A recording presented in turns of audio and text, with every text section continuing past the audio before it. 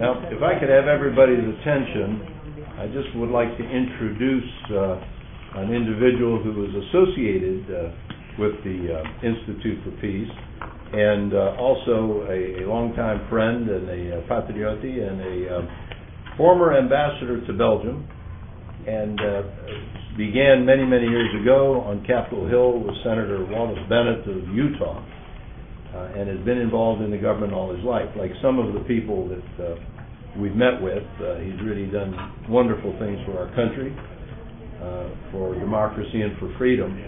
And I've got to say that he did something a few years ago that I really will never forget, and that is when we were beginning in Iraq and things were very dangerous over there. And Tom volunteered himself to go over there and help as in an ambassadorial sort of position, helping with the senators and members of Congress who were voting.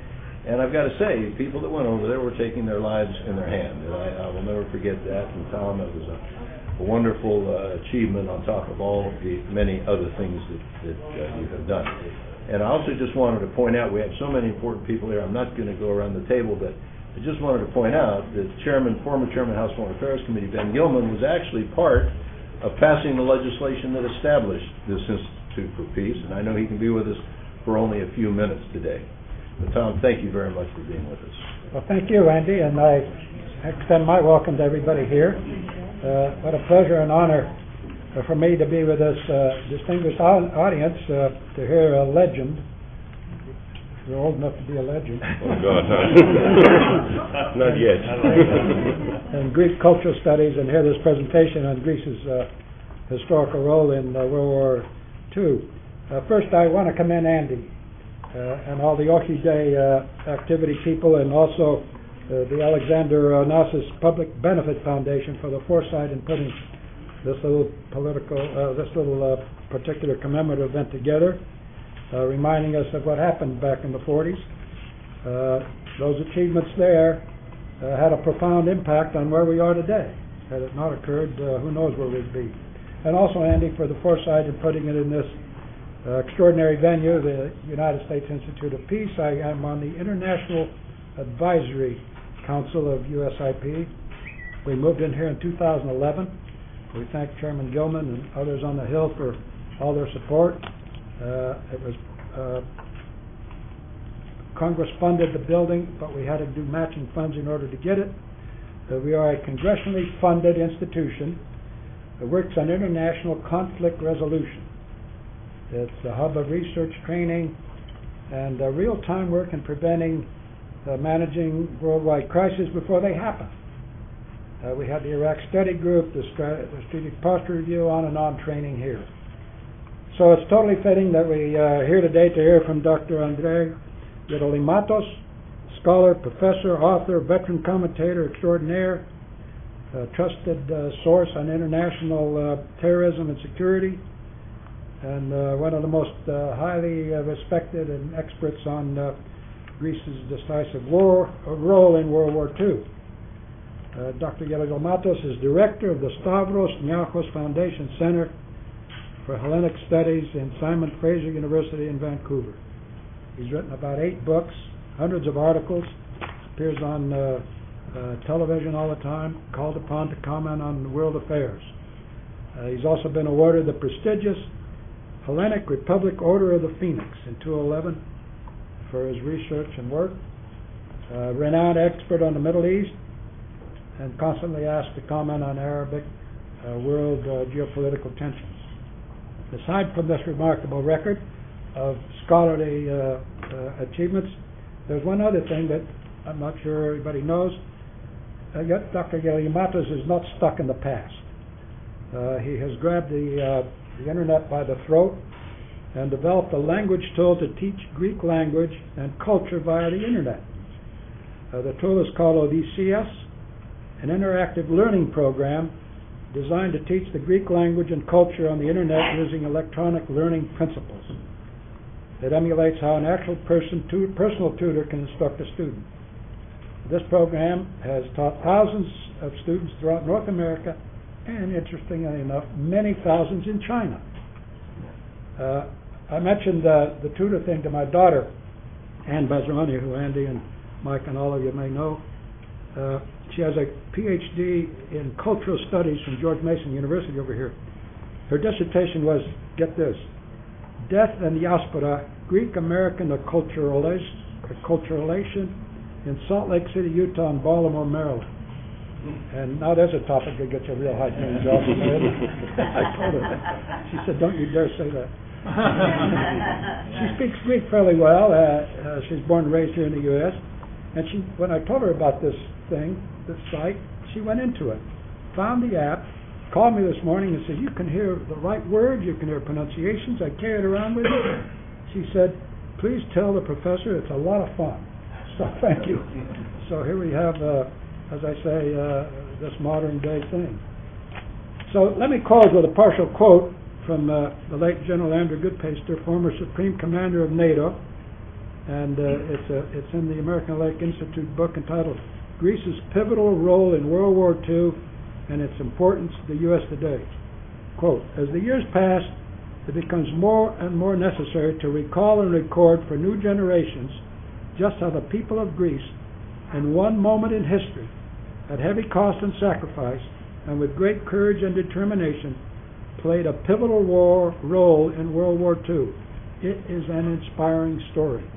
Ladies and gentlemen, my honor and personal privilege to introduce to you and present Dr. Andrei Gerolymatos. It's better than Corvoski. Tom, may I interrupt before we hear our good professor?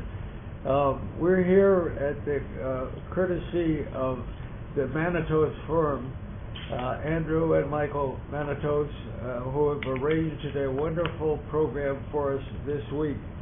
And many of us have been involved in Greek-American issues over the years. And I'm pleased to welcome some of our former or acting members of our Foreign Affairs Committee, who are both staff members and members of our International Affairs Committee, on which I've spent 30 good years in working with a wonderful group. But we have, with the Manitos group today, a lot of experts from Greece and other industries and business leaders, and you'll hear a lot about how the Greeks helped end up the Axis group when they were trying to meet the Russian military. And I want to thank all of you for taking part, especially from our good Secretary of State.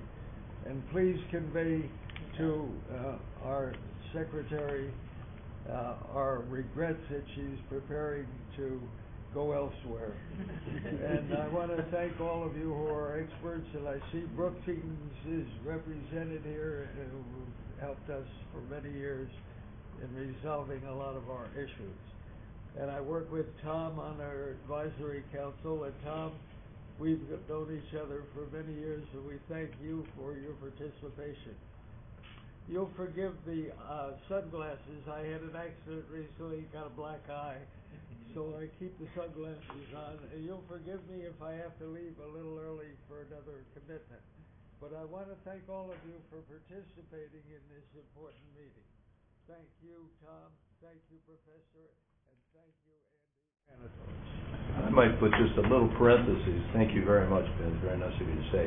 I think I was either too carried away with what Tom did in Iraq, which has always just impressed me so much, or I thought it was an entirely Washington group.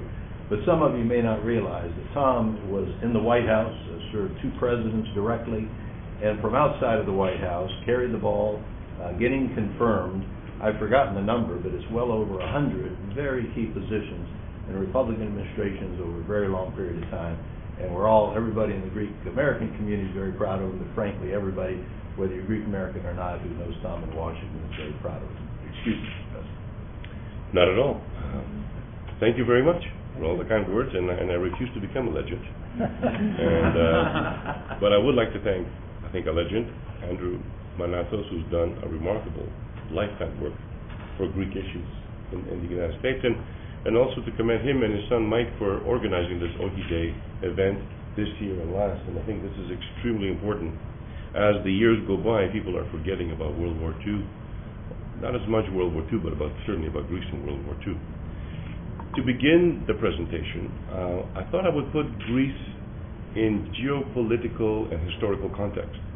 Can't resist being a historian. But also I think it makes the Greek contribution in the 20th century more interesting. If you look at the slide, if you look at a map of Greece that says between East and West, 1940 was not the first time that the Greeks said no to totalitarianism. Back in the millennia, Greece faced east and still faces east. You look at most of the Greek harbors are poised towards Asia, poised towards Turkey. In fact, Greek civilization originated from Asia Minor. Greek trade for over 2,000 years went from east to west, over the Silk Road as far as China.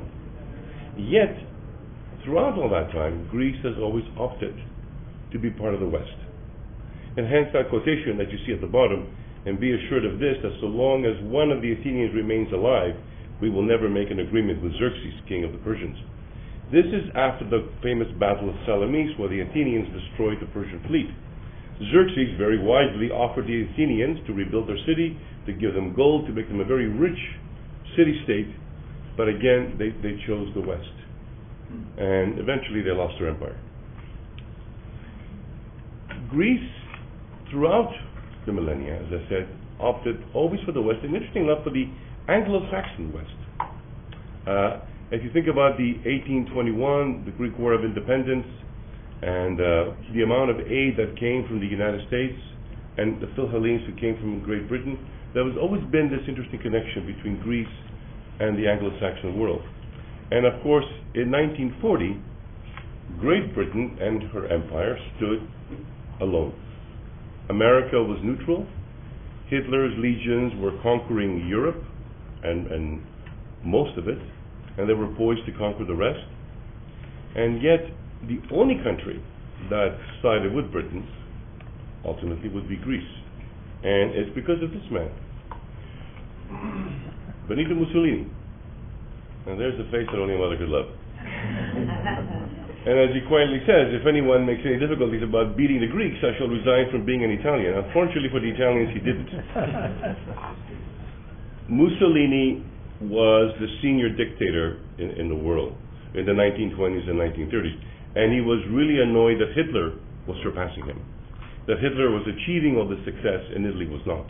And even though Italy was not as industrially capable as Germany, he decided that he was going to show Hitler that he too could build an empire in the Mediterranean and recreate the Roman Empire. On the 28th of October 1940, his ambassador went to the Greek Prime Minister and gave him an ultimatum that Greece surrender all its harbors, all its strategic areas, effectively as Greece surrenders to Italy.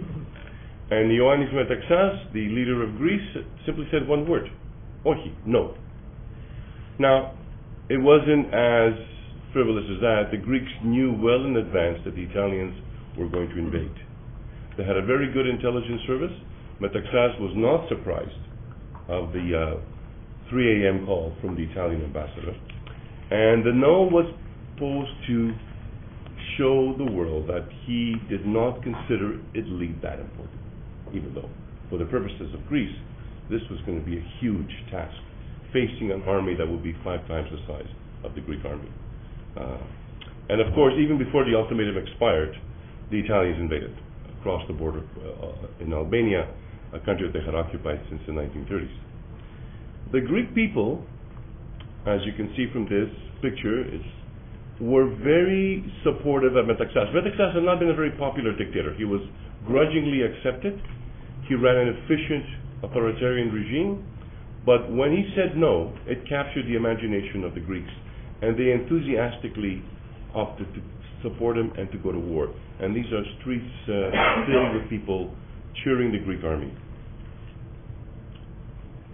The Italians attacked a country that is covered in mountains. It's one of the most difficult terrains in the world. When Hitler found out about it, he almost had apoplexy. And he kept saying, who attacks? Who goes to war in the fall? You know, who goes to war in the winter? What is Mussolini thinking about? And he railed against his intelligence people in Rome who failed to tell him that this was happening, that he was taken by surprise. The Italians, of course, did not surprise the Greeks, and they advanced rapidly on a three-pronged attack, aiming for Thessaloniki in the northeast, and then going south down the Pindus Range and along the Adriatic. The Pindus Range is a series of mountains that looks like a backbone. It divides Greece in half. And that, of course, poses significant difficulties for any invader. But there are enough valleys, as you can see from this picture, for the Italians to advance. And of course, they quickly run into difficulties as they go up the mountains. They begin to find snow, making their technical superiority negligible. They had 163 tanks. Greece had none. Also, Greece had no anti-tank weapons. But of course, the weather did the rest, just like on the Russian front.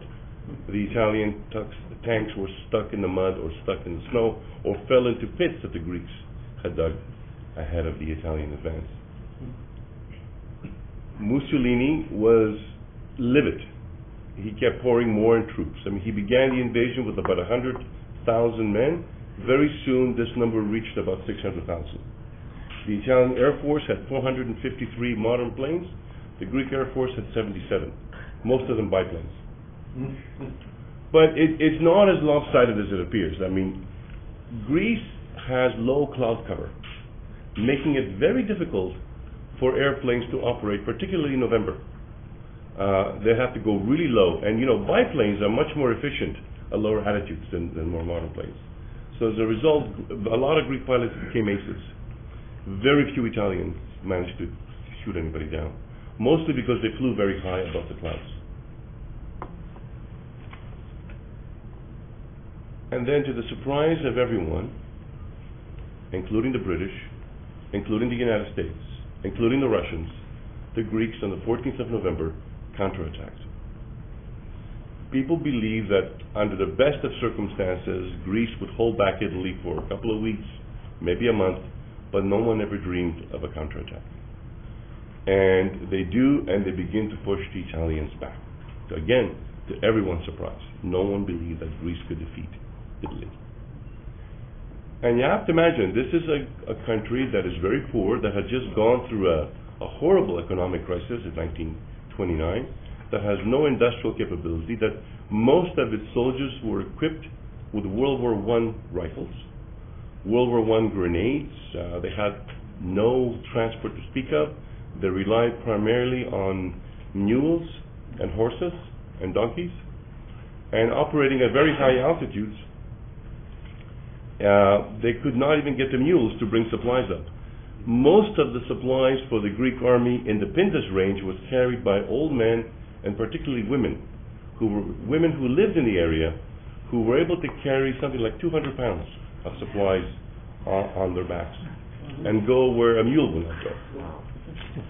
And of course, the Italians could not go. These are the remnants of the 3rd Julia Division. The spearhead of Italy's center offensive in the Pindus range was the elite Alpine division called the 3rd Julia. They attacked with tanks, with airplane cover, lots of equipment, lots of food, and of course they ended up going around a winding series of mountains. The Greeks let them go up, and then they began to counterattack from above them in the mountains and on the sides. Eventually the Greek army ran out of shells. They were shelling them as they were going up, and they just rolled boulders down. The 3rd Julia division broke and ran. About a fifth of them became prisoners of war. By the end of November, there were about 30,000 Italian POWs streaming into Greece.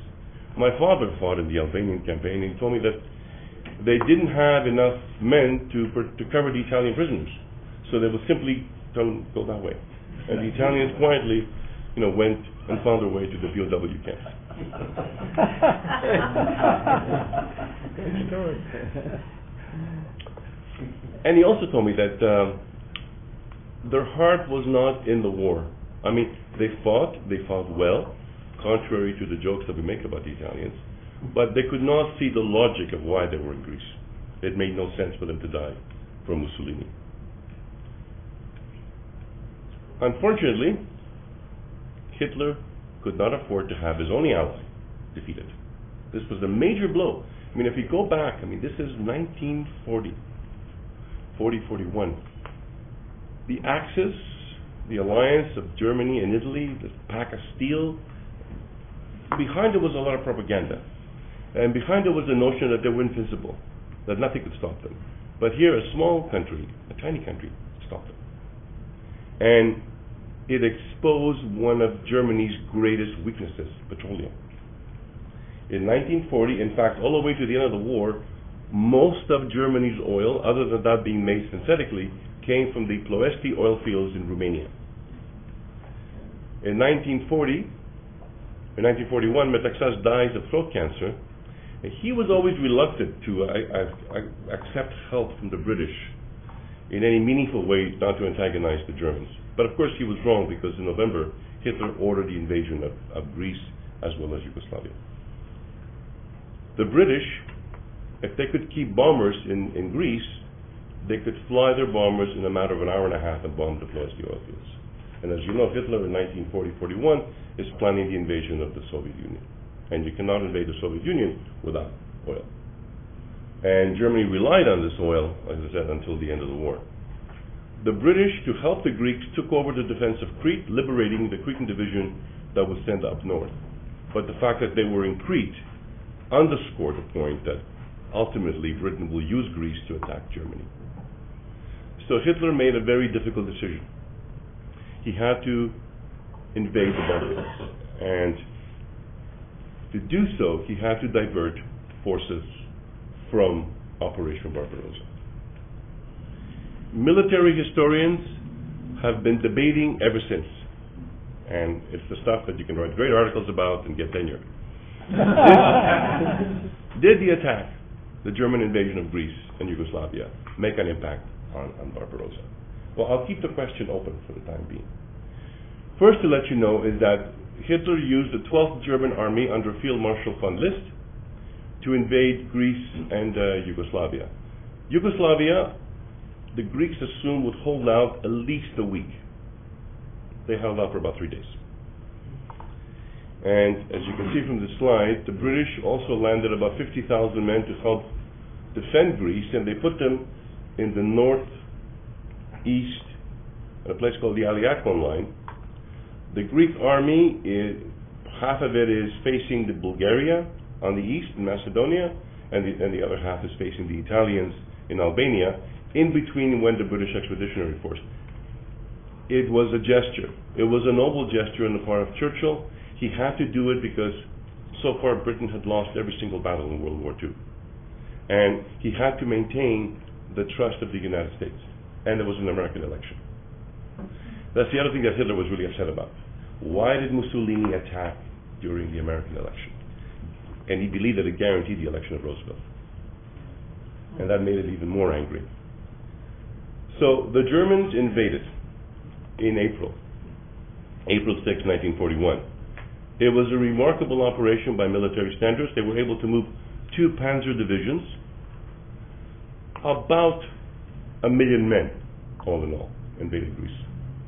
But moving 2 panzer divisions over those mountains was a military feat. The British could not hold out. Also the fact that the German Air Force maintained complete air superiority, and the British began to retreat. And they kept retreating all the way to the Peloponnese. The German army simply fanned east and west and cut off the Greek army in Macedonia and cut off the Greek army in Albania. The Greek army could not pull out because it just didn't have the transport to do so. These are part of the so-called Metaxas line. It was an imitation of the Maginot line, and unlike the Maginot line, it proved extremely effective. Even though the British fell back, the Greek lines held against the German army. They held for almost 3 weeks, about as long as the French army held against the German army. And this is against sustained Stuka dive bombers, high-level bombers, tank assaults. They kept holding out. This is a very interesting bit that I found in the German archives, and finally, when they do collapse, these forts, there are a series of forts, a part of the fortifications. The Greek forces have to surrender, and the only time in German military history in World War II, in fact, the only time in German military history, period, the Germans expressed their admiration to the Greek soldiers, having declared that they were honored and proud to have as their adversary such an army, and request that the Greek commandant inspect the German army in a demonstration of honor and recognition. The German flag was raised only after the complete withdrawal of the Greek army. This has never happened before in World War II. It won't happen again. And it happened because the Germans were so impressed by the bravery of these men who knew they were fighting in a lost cause. And of course, it was only a matter of time when they took Athens. Now, the Greek government declared Athens an open city. Ironically, so did Hitler. He could not conceive that Athens could be bought. And part of his Aryan nightmare, I call them a nightmare, but in his Aryan dreams, he saw these, Greek things as part of, German antiquity, not even Greek antiquity.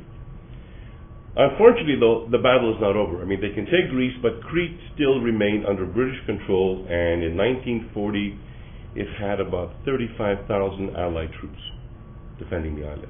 And as I said, it's an island, but it has 3 important airfields, and they could still cause damage, serious damage to Germany's supply of petroleum. The problem was that Germany did not have a battle fleet, a big enough battle fleet.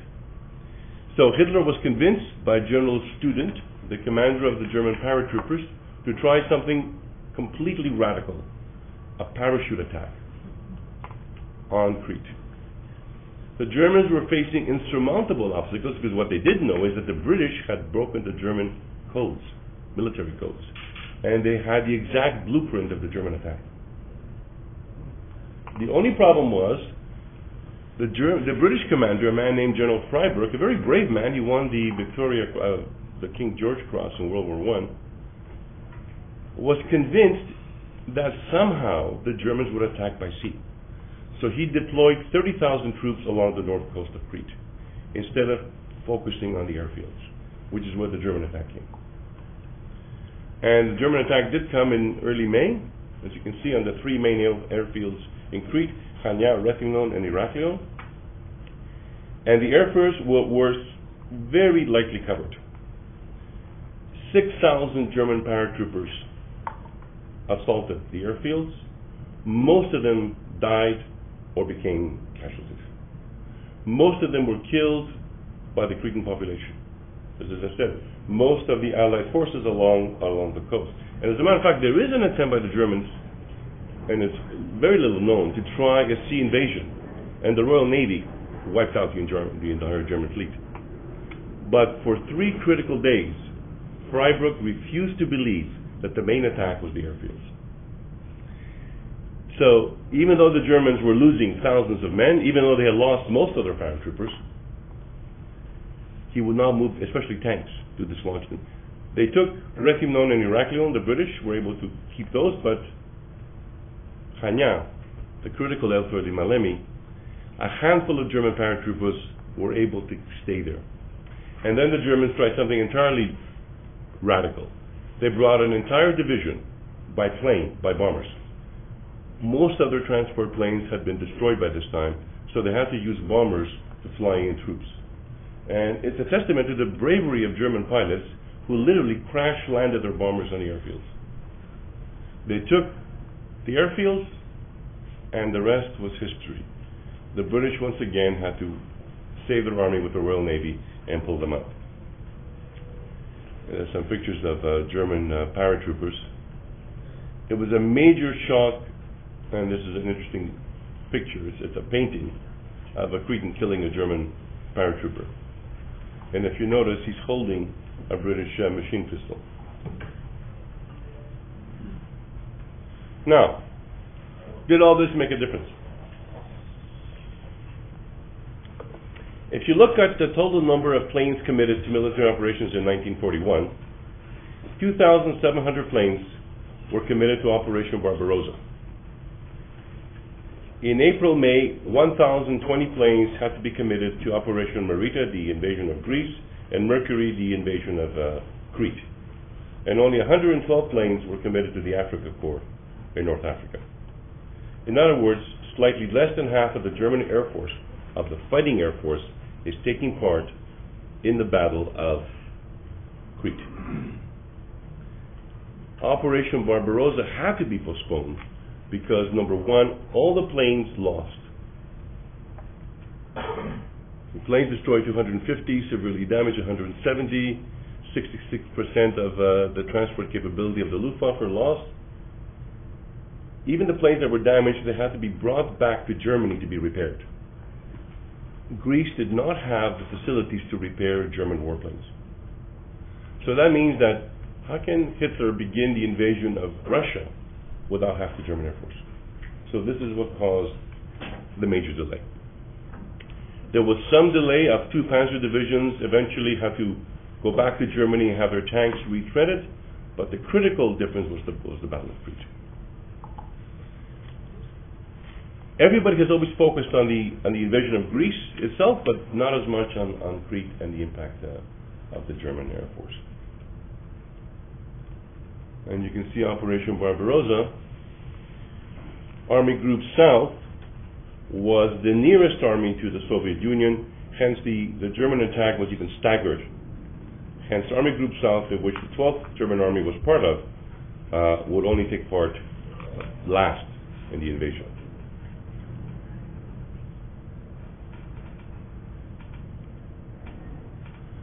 Probably one of the best authorities on the Battle of Russia, Field Marshal Zhukov.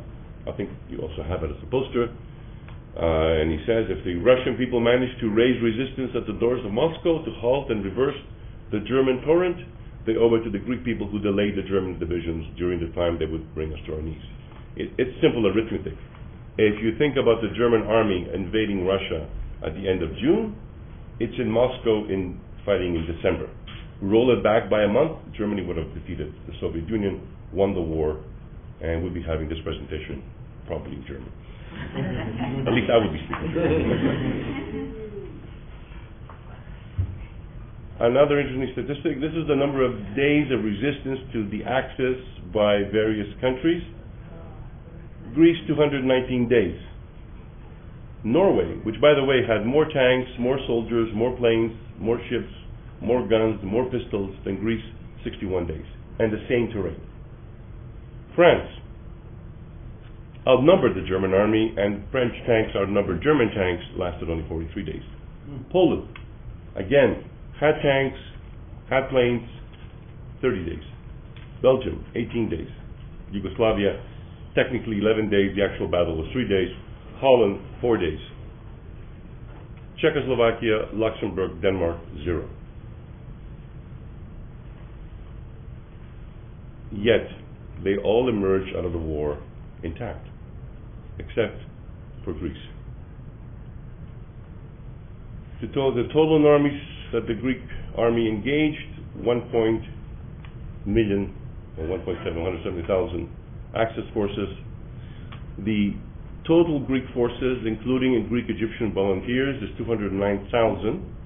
There were 14,000 Greek Egyptians who volunteered and fought in the Battle of Greece and Crete. The Greek community of Alexandria raised enough money that would have covered the Egyptian military budget and donated it to Greece. I haven't included the Cypriot volunteers because there's so many and they came from so many different places, it's impossible to get a precise figure, but I would imagine there would be over 20,000 Cypriots that fought. There's no precise statistics. And of course there's the British Expeditionary Force, about 54,000. However, the price of resistance is this: famine. 500,000 people died of starvation.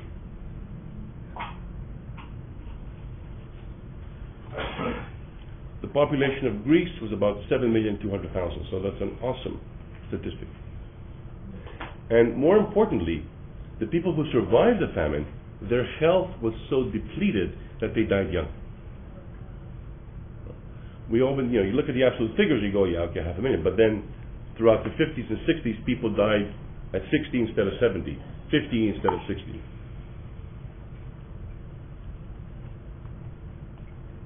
Some more pictures of the famine. There were so many bodies in the streets of Athens that eventually they were just left. The other equal tragedy that hit Greece was the fate of the Greek Jews. This is a picture of young Greek Jewish men being forced to exercise in the middle of the day in the summer in Thessaloniki. You imagine how hot it is without water. Anyone who failed was shot on the spot. Greece had, again, the numbers are not precise, about 65,000 Jews. Most of them in Thessaloniki were rounded up by the German army and sent to Auschwitz. Only 6,000 returned. The only ones that survived were those in Athens, Yanina, some of the islands. And I think I was of two minds of how to depict the Greek resistance. I mean, there was a Greek opposition to the Germans and the Italians. They fought in the mountains. There was sabotage, espionage, but I think this is in many ways much more meaningful. This is a letter by the Archbishop Damaskinos, the Archbishop of Greece, to the Nazis. And it says, the Greek Orthodox Church and the academic world of Greek people protest against the persecution and deportation of the Greek Jewish community. It's a very long letter. It's a very moving letter. It is the only letter by a cleric in occupied Europe or unoccupied Europe on the fate of the Jews. You can understand perhaps why the Pope didn't say anything, or why the archbishops of Germany, of France, of Holland, of Belgium. What happened to the archbishops in North America? What happened to the senior Protestant bishops? Or the Archbishop of Canterbury? Only the Greek Archbishop, the Orthodox Archbishop, opposed. And as some of us heard last night from His Eminence, the Archbishop of North and South America, the Greek Church, in cooperation with the Athenian police, gave every Jewish person who was Greek and Jewish people who were not Greek. An interesting footnote to this story is that during the 1930s, late 1930s, Jews were leaving Germany as fast as they could go. They were not crazy. The problem was, nobody would accept them. Canada, from 1936 until 1945, accepted a total of 5,000 Jews. The United States, about 200,000. The country that was the most liberal in accepting Jewish refugees was Greece. It allowed as many to come as could make it there. Metaxas had no compunctions about saving Jews. Sadly, they were trapped in Greece when the German army came into Greece. So, what the Archbishop did with the head of the Athens police, a man named Everett, is they simply issued the Greek Jews and non-Greek Jews new certificates, new documents that made them into Greek citizens, and thus saved most of the Athenian Jews and most of the Jews on the islands in Canada. A remarkable feat, because the punishment was death. Any Greek or any Greek family who hid a Jewish person was shot or sent to a concentration camp to be killed.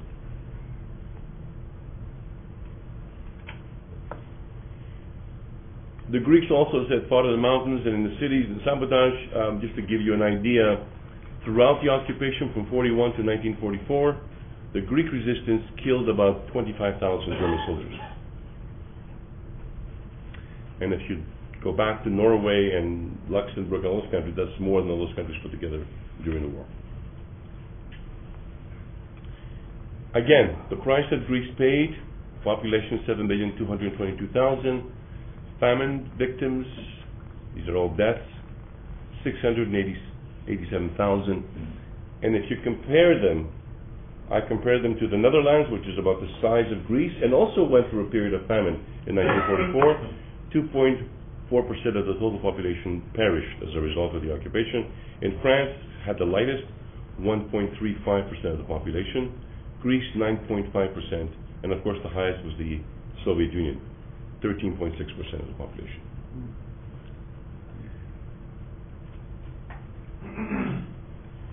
Resistance, of course, brought retaliation, and massive retaliation, wherever the Germans, and one thing I need to point out to you, that Greece was occupied by the German army, not by the Waffen-SS or the SS, but by the German army, the regular German army.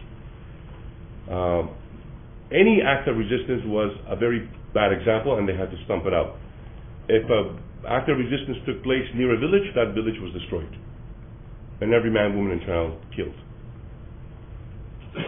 So, 89 villages, all the people were murdered because of some act of resistance nearby. 1,700 villages and towns were completely destroyed. 400,000 buildings. After the war, the cost of the Axis occupation was averaged to about $8 million US at 1938 rates.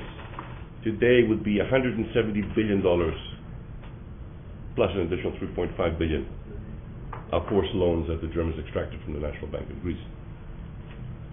The impact of the war is still felt today, and I'll give you one very interesting example. Everybody talks about the size of the Greek civil service. It is huge. It is an awesome thing. However, it began in World War II. To prevent young men and women from being deported as workers to Germany, even the Greek occupational government simply put them in the Greek civil service to expand the size. After the war, the government was the only employer. Look at the rate of destruction and death. And what it did was, it hired people, what we would say on a part-time basis, but as full-time civil servants. And that carried on. After the 1980s, it became a matter of corruption. But up until that point, these things were set in motion by World War II. And to some extent, Greece is still paying the price of the Second World War. Thank you very much.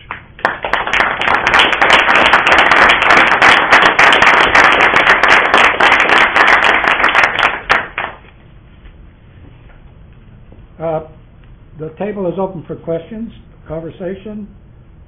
Please be brief as you can. And may I ask, did you say Churchill and Roosevelt were at odds with each other at some point? No. Churchill was at odds with Roosevelt, but nothing to do about Greece. Later on in the war, about strategy. Let us go around the table. It's open season. I think you've got it. Oh, yes, sir. Very simply, first of all, may I say, state your name and your organization so we all know who you are. Nikolai Rogakis, American Hellenic Institute. After all these great data, Professor, then why is it that the world in the West, in no history books anywhere do you read anything of the Greek resistance and what they suffered and what they did to help humanity and preserve democracy? I was hoping you would ask that question. And I didn't prompt them either. Number one, after the war, Greece suffered a civil war, where almost as many people died in the civil war. And again, you see, it was a choice, East or West.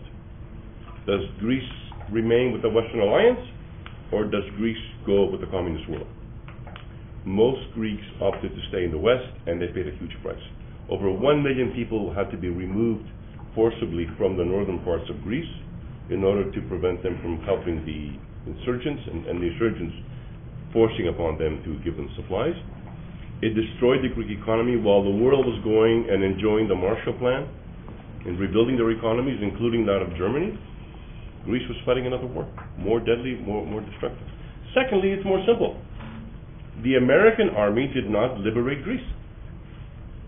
Think about it. How many movies have you seen on World War II? It's Hollywood, right? And there was no battle for Greece. The Germans, unfortunately, withdrew. They should have had the decency to stay and fight. There would be lots of movies and be liberated by the American army. It'd be, TV series. And that simple fact has obscured Greece's participation in World War II. Next. Go ahead. Alan Matowski, House Foreign Affairs. Excuse me. Just wanted to ask you, it was very interesting to go back just before the invasion. You said that had the Greeks invited the Brits in, earlier the Brits could have used Greece as a base to bomb the oil fields in Romania, and would have been a dramatic turning point. Could you elaborate a bit on what the Greek-British relationship was? Did the Brits ask? I presume they did ask for that yes, privilege. What the Greek thing, was there any debate about it? And obviously, somewhere along the line, the Brits did come on the scene, and the Greeks did ask for help. And so how did all of that evolve? The British wanted Greece to be an ally, of course, right? And they wanted to use Greek bases to bomb the oil fields. Metaxas was in favor, but he said, look, once you do that, we're going to be at war. So he simply asked, how many tanks, how many rifles, how many machine guns? Most of Greece's economy in the 1930s was German dependent. The Germans had a very interesting policy. While the world was going through this economic crisis like today, they bartered. They would take Greek tobacco and return German products. The Greek army was armed with German weapons. So Metaxas insisted that the British replace the German weapons, because once the war would start, they would get no spare parts with British weapons.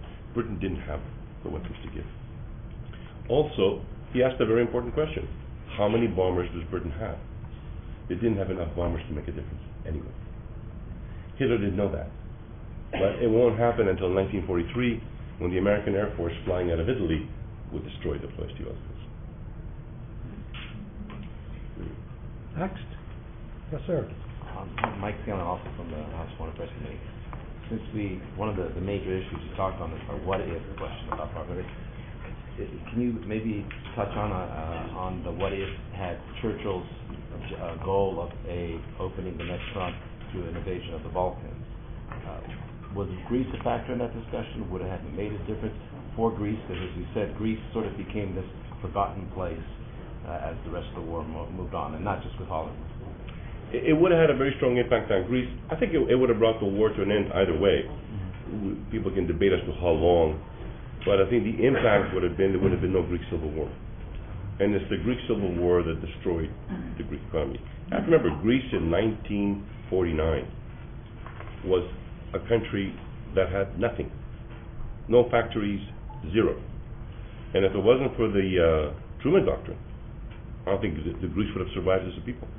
Because along with military supplies came in food aid and came in building of roads. And the United States government brought 1 million mules, which Greece didn't have because they were all destroyed during the war.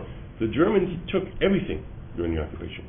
Every chicken, every cow, every sheep, all the tobacco, all the oranges, all the lemons. I mean, nothing that could be eaten, anything that could be eaten went to Germany. So Greece was left with zero. So on top of that zero, they had to fight a civil war. So had they gone for the Balkans, the Greek communists wouldn't have had a chance. Eric Rubin from the State Department. Could you talk a little bit about what was happening in the other islands, like Rhodes and some of the islands along the Turkish coast? Sure. The Rhodes and those islands were, of course, occupied by Italy since 1911. And there was resistance, but these are very small islands. It's very easy to contain resistance. The Italians did leave these islands with wonderful roads. If you go to Rhodes today and you drive around and these nice white boulevards, it's thanks to Mussolini, who liked building roads. There was an attempt in 1943 by the British to capture the islands, but it ended in disaster. The British underestimated the capability of the Germans, because by then the Germans had, as you know, Italy opted out of the war in 1943, and in Greece, the German army took over all the Italian positions as well as the building ends. To that, I was in Skopelos last year where they filmed Mamma Mia and had dinner with the mayor, and I asked him, what happened here? And he said that indeed the Germans had taken it over, and he said all they did was surround it and isolated them. They were not a factor, just see you later. So that was part of the plan. Yeah, in Kefalonia, some of you must have seen that movie, Captain Corelli's Mandolin. Mm-hmm. I mean, there's a place now, there's a monument where the Germans executed 6,000 Italian soldiers. There was an Italian army of about 15,000 men. It was captured by a German force of about 1,000.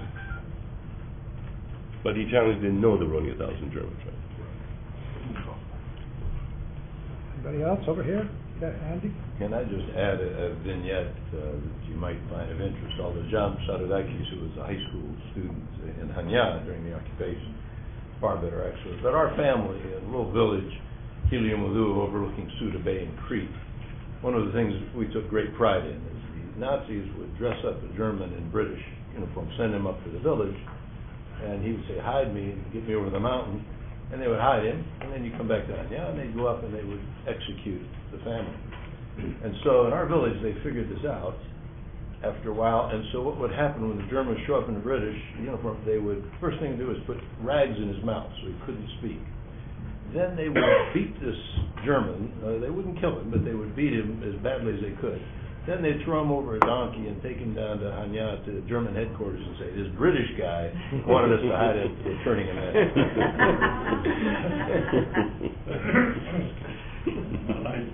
Yes, sir, Ambassador. Sorry. No, you go ahead, please. No, please. If it's well, okay. Two points. One, we always talk about the resistance and the delay because of resisting the invasion. But there was also very active resistance throughout the war. They kept a lot of elite German military in Greece, and particularly in Crete, where I grew up. That's one comment. The other comment is that when the first Germans came to Crete, in my hometown, which is known for producing a lot of oranges, orange groves. At the beginning, they used to collect oranges only from the trees. Those that have fallen on the ground, they wouldn't pick up. So we youngsters would go at night, shake the trees, and then during the daytime collect the ones on the ground. But as the war proceeded, and the Germans began to have problems with food supply, they would also collect the oranges from the trees, from the ground. So the human behavior changed even though they were still in position of holding the eye. Yes, indeed. Thank you, Professor, for your presentation. You touched upon the contribution by Cyprus, the war. According to a lot of figures, Cyprus has one of the highest participation rates in the war, partly as volunteers in the Greek, Albanian, and Italian war, and especially in the Cypriot regiment of the British Army. And you mentioned the difficulties of transporting equipment and ammunition up in the mountains of Bindus. Only one four-legged animal could negotiate that, and that was the Cypriot mule. So particularly precious for the British Army. But can I ask you to reflect perhaps on some of the strategic implications of what happened in Greece and in Crete, kind of what ifs. And one thing that you touched upon is that the fact that the British held on Crete underlined the point to Hitler that Crete and Greece could be used as a base to invade Europe. And that reminded me of Churchill's favorite saying. And during the early 40s, he insisted that a front be opened on the soft underbelly of Europe, which Churchill considered to be the Balkans. And now you're a historian, you know better than this. Apparently, when it was decided to use Normandy as the main invasion ground, the intelligence service tried to mislead the Germans. And the plan that was allowed to be leaked and to be captured by the Germans was an invasion of Europe through Greece. Yeah. And the fact that we had some realities happening in the 1940s made that perhaps even more credible and forced the Nazis to keep a large force in Greece. So perhaps another one. And the other one that I'm struck with is the fact that the invasion of Crete was through an airborne division, as you mentioned, and that was unprecedented. They may have captured Crete at the end, but it was at a great cost. It was considered by the Wehrmacht as a failure. So it removed the option of an airborne invasion from the considerations of the German army. And I think that is perhaps something that has not been assessed as much as it should be. I mean, he never used that either on the Russian front or in one of the what ifs. Perhaps invade through an air invasion another island to the east of Crete, and from there on open the way to the most precious prize, the oil, the Caucasus, through another route. So if he was successful in Crete without any cost, and then he would invade Cyprus and capture Cyprus, and then open the way through Syria to the Caucasus, then perhaps another outcome of the war. It's a lot of what ifs. What ifs? And I said that from the beginning, that you'd be reflecting on a lot of what ifs. Something you're quite right. It's interesting the way Hitler and Churchill agreed that the Balkans was the way to invade Europe, but General Marshal didn't agree. Yes. And the United States was looking at the war from American eyes, from a whole different concept, a whole different strategic concept. And Churchill just could not buy that.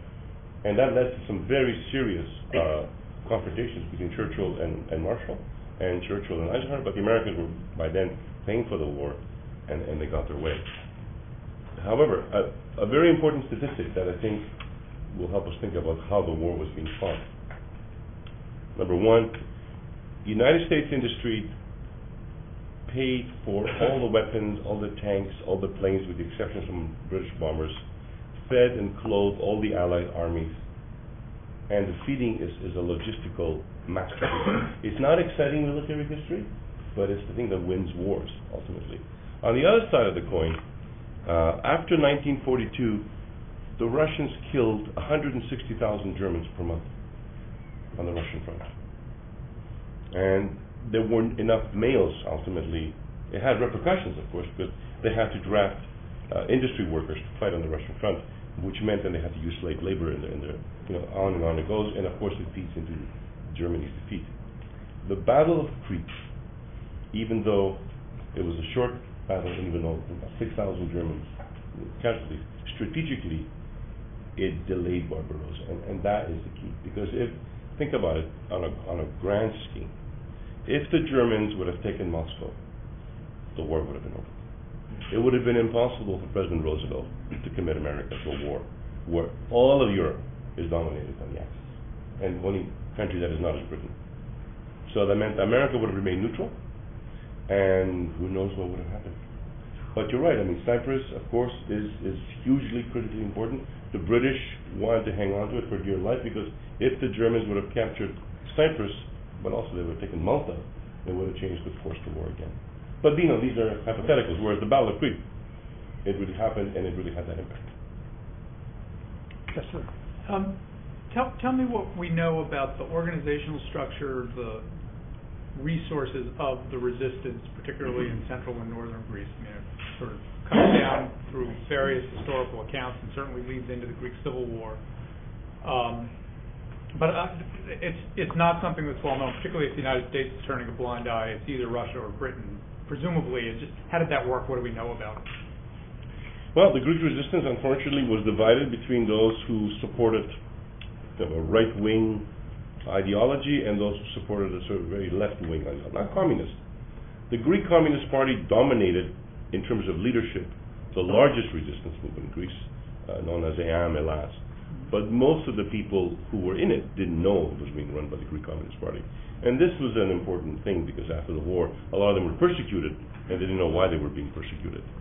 The Greek resistance tied up a lot of German units. I mean, it was the 11th Italian Army that occupied Greece from 1941 until 1943, and then the Germans had to take that over.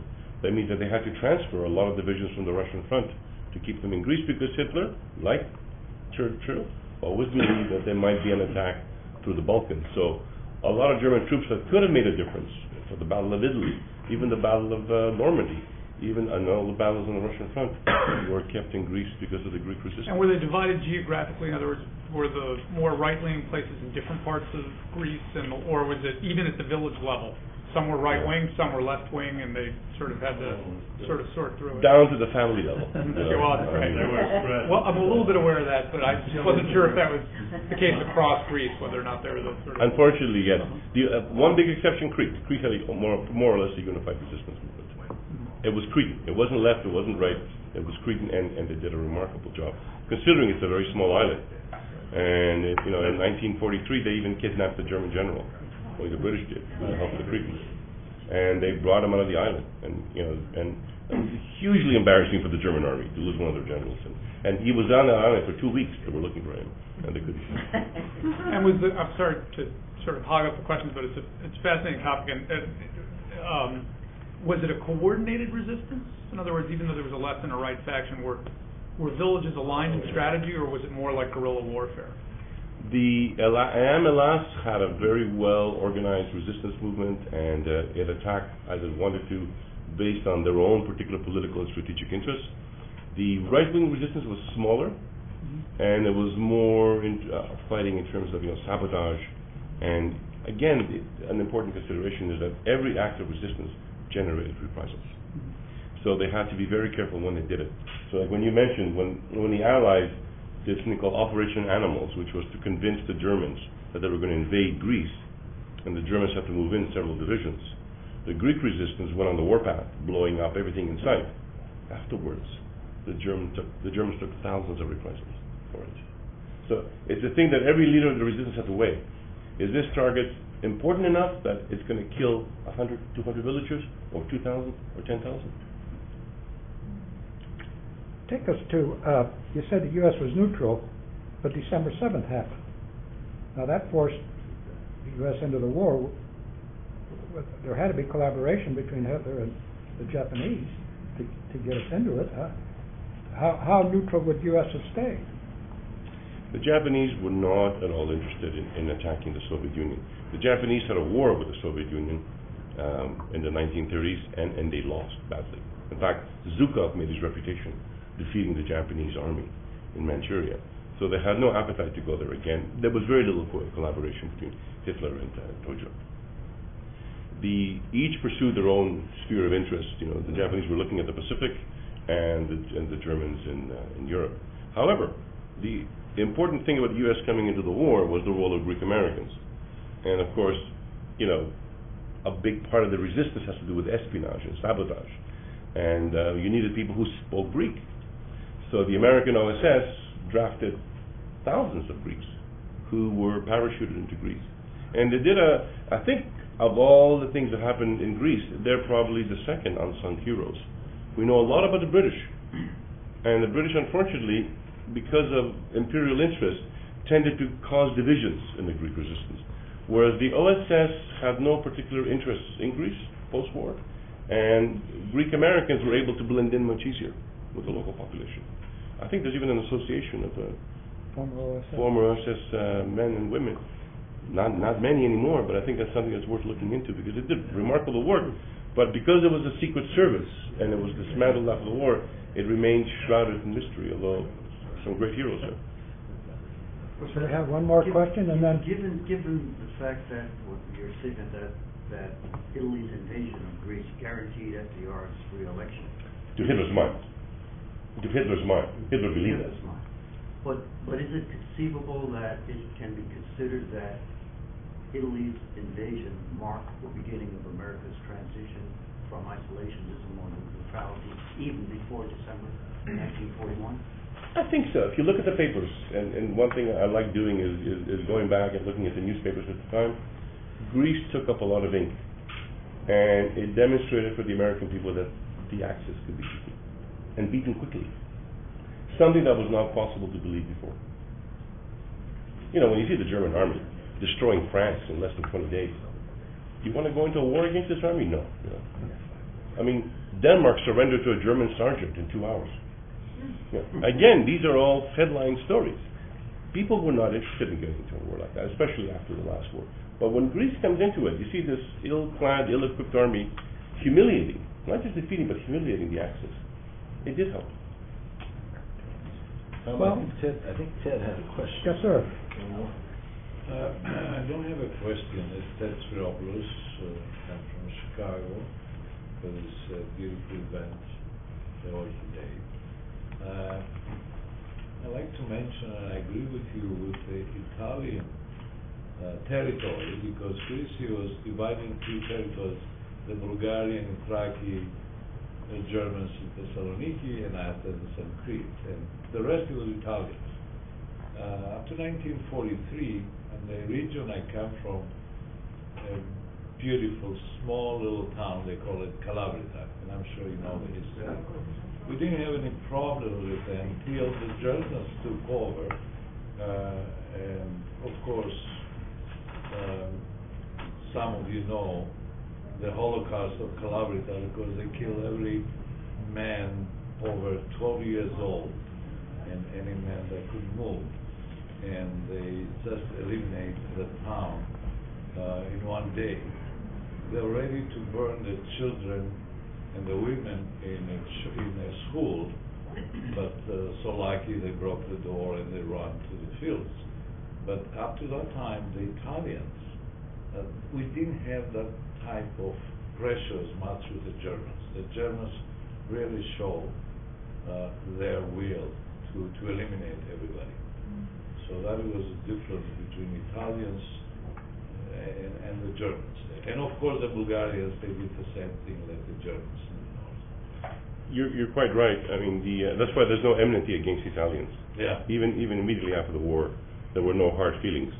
The Italian 11th Army kind of minded its own business, stayed in the forts, stayed in the cities, and opened up the world's biggest black market.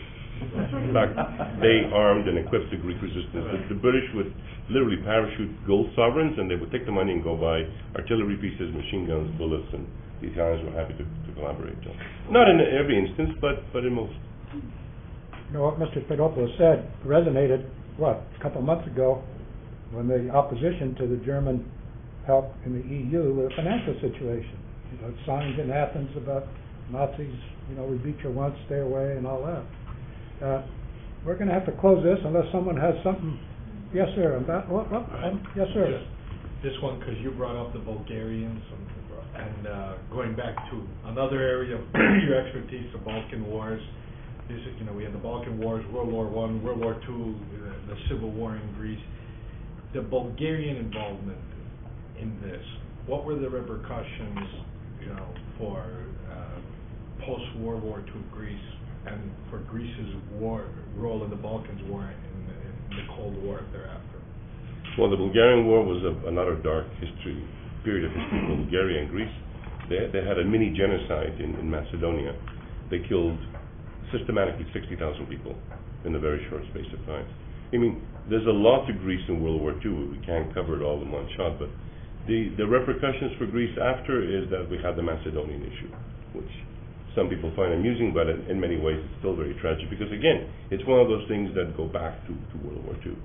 The Macedonian issue, as you know, is people who are in the former Yugoslav Republic of Macedonia who claim that they have their own unique identity, which I'm sure they do, but they also claim descent from Alexander the Great. Americans, Canadians laugh at this stuff. They go, come on, how can you guys be so upset about, Macedonia? But then, it would be making jokes about the Holocaust for people who are Jewish. For every Greek who comes from the north, who lost a father, a grandfather, a son, or a daughter, who was systematically eliminated by the Bulgarians, who were calling themselves then Macedonians, right? And who were in the Waffen-SS, the only part of Greece where they joined the Waffen-SS. It's not very funny. And ironically, after the war, they joined the communist forces. So then, as communists, they were killing Greece. So there's a lot of bad feeling there. Ambassador, you had one you say? No, I was... Well, let me say this has been a fascinating roundtable. We're grateful to you, Professor. We learned a lot. I hope let me say to everyone at the table, I hope this isn't the end of this discussion. I hope it's the beginning of a continuation of this discussion. I commend Andy again for this roundtable, and all you State Department people, you Capitol Hill people. I hope you go away with a message. And we're grateful to everyone who came. We appreciate our major donors. We love our major donors. So we thank you again for coming, and thank you, Professor. It was great. Thank you. Thank you.